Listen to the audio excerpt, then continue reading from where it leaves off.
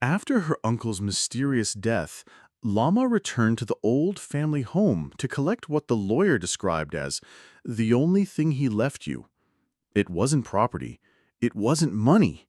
It was a small iron box, blackened with age, covered in rust, tightly bound with thick chains and sealed with an old lock. A note was taped to the bottom, faded and torn, written in slanted handwriting. Don't touch it, no matter what. Lama smirked. So dramatic, just like him, she muttered. She took the box back to her tiny apartment. She decided to keep the box under her bed, just for now. She had no plans to open it. It felt wrong to just throw it away. That night, she slept without much thought, but she didn't notice the small shadow creeping out from under the bed, or the faint red eye that blinked once in the darkness. On the third night, Lama awoke to a soft, scratching sound. It was metallic, subtle, as if something small was trying to break free. She sat up in bed, heart pounding, listening closely. It was coming from beneath her. In a shaky whisper, she said, "Probably just a rat." But when she looked, nothing was there. The next morning brought a chilling surprise. The box was no longer under the bed. It was sitting quietly on her desk, right on top of her papers. She checked the door, locked. The window, also locked. A cold, creeping sense of betrayal filled her chest. No one came in, right? That night, she was woken by something far worse than scratching. A whisper, deep and cold, right next to her ear. A man's voice. "I'm here."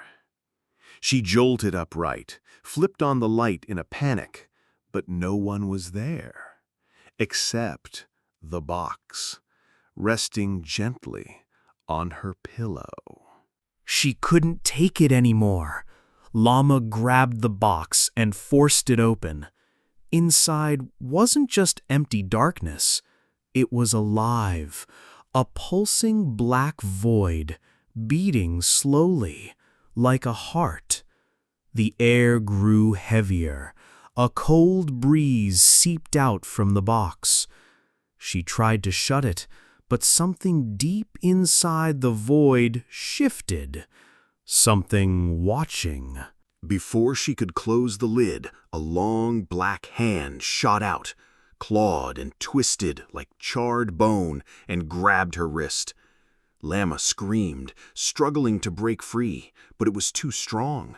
The box seemed fused to the ground, its shadows crawling outward, hungry and alive. She ran for the door, but the walls warped and bent inward.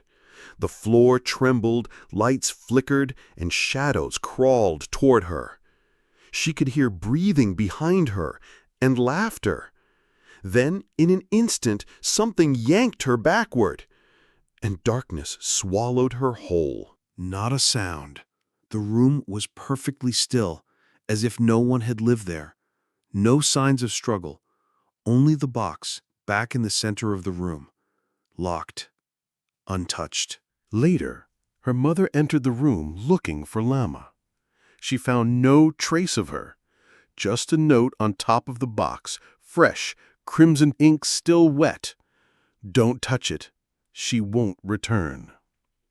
Since that day, no one knows what really happened. But those who come near the box swear they hear a whisper close to their ear. "Finally, I found you."